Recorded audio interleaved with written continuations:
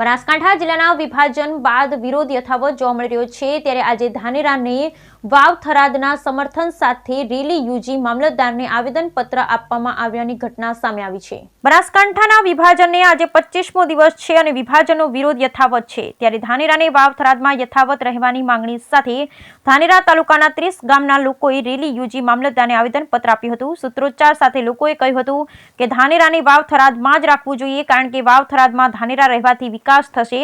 જે લોકો વિરોધ કરી રહ્યા છે તે રાજકીય હિતો સ્થાપિત કરવા વિરોધ કરી રહ્યા છે। ધાનેરાને વાવ થરાદ અને બનાસકાંઠામાં રાખવા માટે હવે ધાનેરા તાલુકાના લોકોમાં ખેંચતાણ થઈ રહી છે। જે રાજકીય આગેવાનો છે તે આમાં પોતાના રોટલા શેકી રહ્યા છે અને લોકોને ગુમરાહ કરી રહી તેવી પરિસ્થિતિનું નિર્માણ થયું છે કારણ કે 25 દિવસથી ધાનેરા બનાસકાંઠા અને વાવ થરાદમાં સમાવેશ કરવાનો વિરોધ થઈ રહ્યો છે પરંતુ કોઈ નિરાકરણ આવતું નથી। જો કે આજે ધાનેરા તાલુકાના 30 ગામના 1000 લોકોએ ધાનેરા ખાતે રેલી યોજી અને જે રેલીનું ધાનેરાના વેપારીઓએ પણ સ્વાગત કર્યું। ત્યારબાદ જે વાવ થરાદમાં ધાનેરા યથાવત રાખવાની માંગ સાથે સૂત્રોચ્ચાર પણ પોકાર્યા।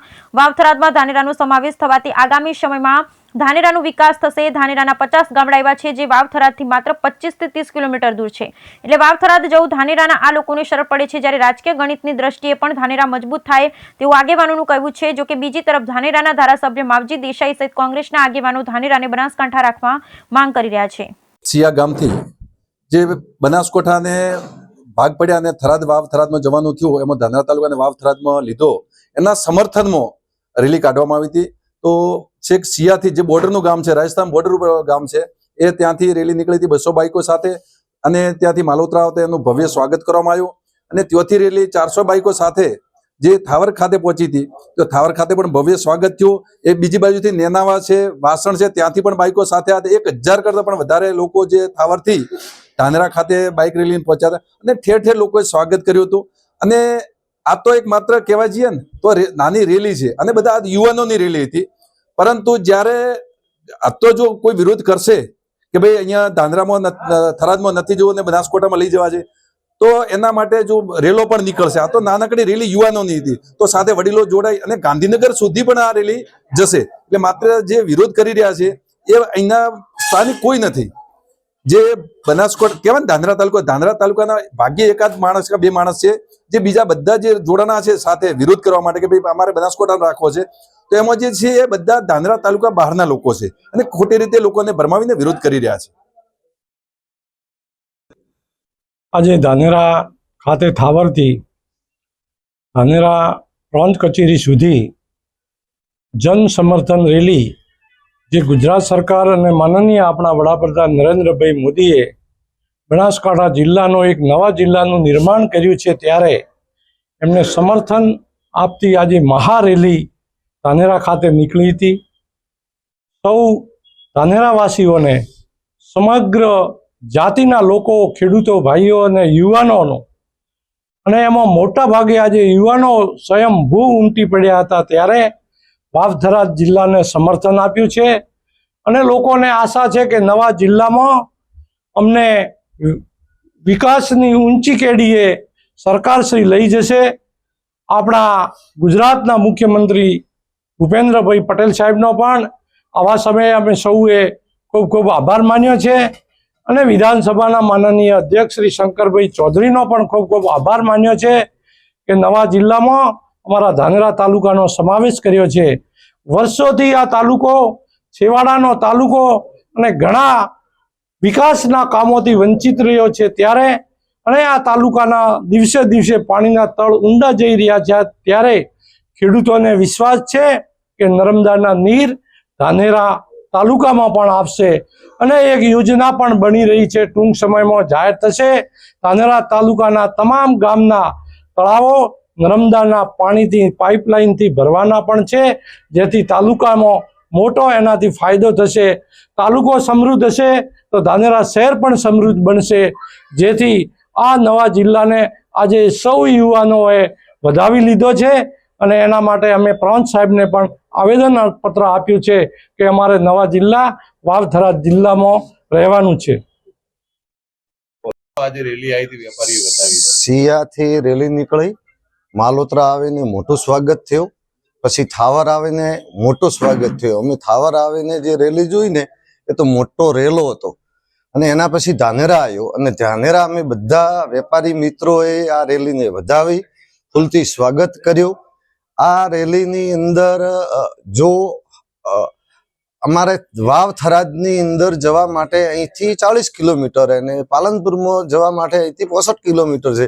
પાલનપુર 1.5 કલાકે પહોંચીએ છીએ. થરાદને વાવ મારે પહોંચતો 1 કલાક જ થાય છે. તો અમે બધા વેપારી વતી હું કહેવા માંગુ છું કે અમે વાવ થરાદમાં રહેવા માંગીએ છીએ અને વેપારી બધા ધાનેરા તાલુકાના અને સિટીના સાથે છે. ગંભીર આરોપો લાગ્યા છે. સાહેબ, આજની તારીખમાં જે યુવાનોએ જન સમર્થનમાં જે રેલી કાઢી એ અભૂતપૂર્વ રેલી હતી. મેં હમણાં પત્રકારશ્રીને એક પૂછ્યું કે બાઇક કેટલી હશે પહોંચા, એને કીધું કે 500 મિનિમમ, 500 થી 800. જો 800 જો બાઇક હોય તો 800 ઉપર બે માણસો હોય તો કેટલા માણસો હોય? 1600. અને બાકીના જે ચાલતા ગાડીમાં ચાલે કે 2000 લોકો તો માત્ર રેલીમાં હતા.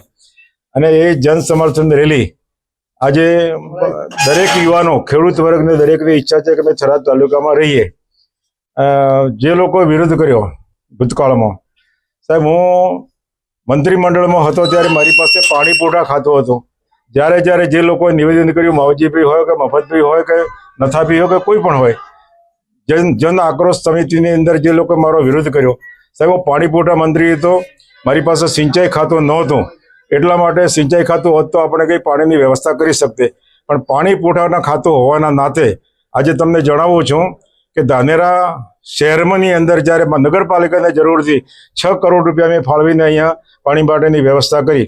ધાનેરા તાલુકાના જે વખતે 131 ગામ હતા એ વખતે સીપો યોજના દ્વારા 32 કરોડ ને 60 લાખના ખર્ચે ધાનેરા શહેર, ધાનેરા તાલુકાના 131 ગામને 10 ગામ આપણે થરાદ તાલુકાના ગામને પાઇપલાઇન દ્વારા પાણી પહોંચાડ્યું છે ગામડે. એના પછી પાલનપુર શહેરમાં જ્યારે રહેતો હતો ત્યારે પાલનપુર શહેરમાં 150 જેટલા બોર હતા અને ભવિષ્ય બોર ફેલ થવાની ગણતરી હતી. એ વખતે લોકોએ રજૂઆત કરી મારી પાસે. સાહેબ, ધરોઈ યોજનામાંથી 45 કરોડના ખર્ચે પાલનપુર શહેર અને 45 ગામને મેં પાણી એ વખતે આપ્યું.